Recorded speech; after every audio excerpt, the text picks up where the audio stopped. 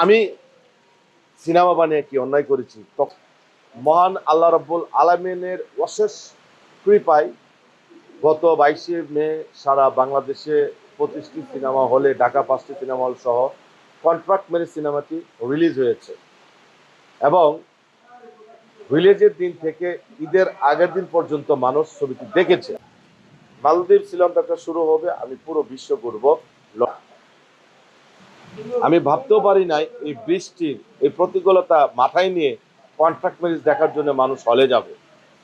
হয়তো আমার এটা হাউসফুল হয়নি, ভাম্পার হয়নি, কিন্তু আমি যা চেয়েছিলাম তার চেয়ে ভালো সাড়া পেয়েছি।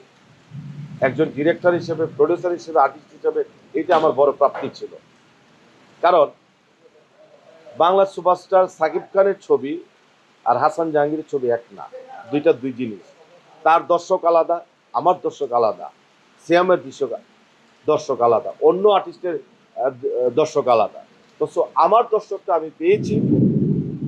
এখনো 8টি হলে চলছে, আগামী মাস থেকে আরো 15টি হলে চলবে এবং এই মাসে আমার মালদ্বীপ এবং শ্রীলঙ্কা সফরে যাওয়ার কথা। সেখানে আমি শু করব, পাশাপাশি প্রজেক্টরে আমার এই সিনেমাটা দেখাবো। মালদ্বীপ শ্রীলঙ্কা শুরু হবে, আমি পুরো বিশ্ব ঘুরবো। London, America, Canada, Italy, Poland, অনেক জায়গাতে যাচ্ছি। আমি ওইগুলো রিভিউ আপনার পাবেন এবং দর্শক গ্রহণ করেছি কিনা সেটা আমি হলে থেকে আপনাদেরকে রিভিউ দিব। তখনই প্রমাণ হবে কন্ট্রাক্ট মেরেজ সিনেমাতে বাংলাদেশের মানুষ মানে অপপ্রচার করে, প্রভাকাণ্ড করে কি ক্ষতি করেছে।